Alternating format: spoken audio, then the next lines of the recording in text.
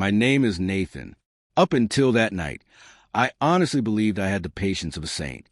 I'd been married to Olivia for 4 years. We weren't perfect, but I always thought mutual respect was our anchor, the one thing that would keep us steady no matter what. She was fiery, quick-witted, and loved pushing limits. Most days, I admired that about her. But lately, her jokes had started to land differently. Sharper, meaner, no longer playful. At first, it was small stuff. Little comments about me forgetting chores. Teasing me about my thinning hair. Laughing with her friends when I stumbled over our dog in the kitchen. Harmless, right? So I brushed it off. That's what you do in marriage. You let the little things go. But over time, those small jabs began to sting. They weren't jokes anymore. They were digs, and they left marks. Then came the night everything changed. We were at a dinner party with friends in Raleigh, North Carolina, 8 of us sitting around, sipping wine, snacking on a charcuterie board, swapping stories. Someone joked about terrible first dates, and one of Olivia's friends asked her what her worst date ever had been. Without missing a beat, she laughed and said, "Oh, definitely the guy who couldn't stop talking about himself." Well, that guy and Nathan tie for last place. Everyone chuckled. I laughed too, but was forced. Something twisted in my stomach. Then she went further, and this time, she crossed a line I couldn't ignore. The conversation had drifted toward relationships and intimacy. Olivia, several glasses of wine deep, leaned back in her chair, grinned, and said, "Well, at least my ex was bigger." She said it like it was the punchline to a harmless joke. The room froze, just for a heartbeat. Then came that uneasy laughter people do when they don't know whether to laugh or get up and leave. My ears rang. My chest felt tight. I didn't say a word. I didn't storm out or yell. I just sat there with a faint smile, pretending it didn't hurt. But something inside me cracked open. That drive home was silent. Olivia kept laughing, brushing it off, calling me too sensitive. I didn't answer. I wasn't angry. Not yet. I was thinking.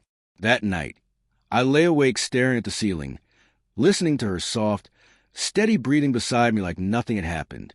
Her words echoed in my head over and over. At least my ex was bigger.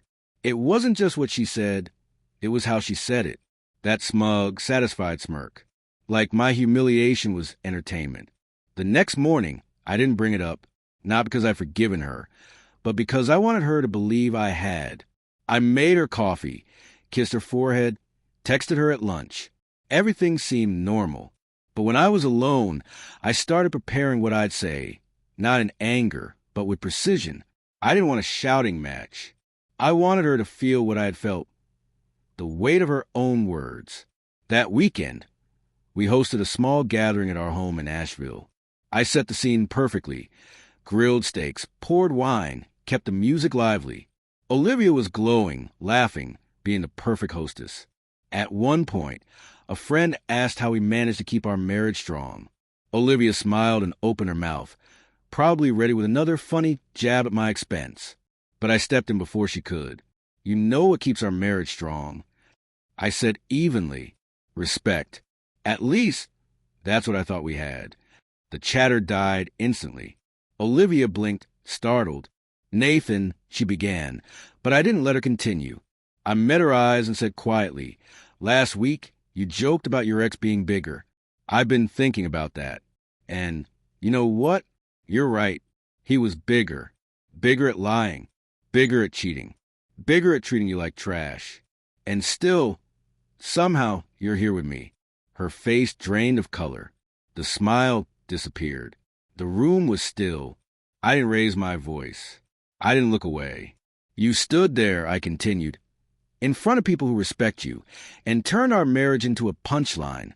I laughed with you that night, but I haven't seen you the same since." Her eyes widened, panic flickering behind them. "Nathan, I didn't mean," she started, but I cut her off softly. "You did. And even if you didn't, that's the problem. You didn't think.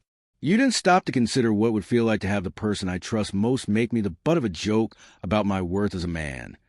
The room was so silent I could hear the low hum of the refrigerator. "You know what I've decided?" I said calm but firm. "I'm done laughing it off. I'm done pretending disrespect is humor. If you want to be with someone you can compare to your ex, go find him. Because I'd rather be alone than sit here and let you chip away at me one joke at a time. No one spoke. Her friends looked frozen, unsure whether to stay or go. Olivia's expression crumbled. She reached for my hand, tears forming. "Nathan, I'm sorry," she whispered, voice shaking. "I was just trying to be funny. I didn't think." "That's exactly it," I interrupted quietly. "You didn't think. And if this marriage is going to survive, that has to change. Right here. Right now." She nodded, tears spilling over, her usual fire completely gone. "I promise," she said softly. I leaned back, exhaled, and gave a polite smile toward our guests. "Sorry about that," I said evenly. "Who's up for dessert?" The rest of the evening limped on awkwardly, but Olivia didn't crack another joke. Not that night, not for a long time after. And for the first time in months, I felt something I hadn't in a while, my self-respect.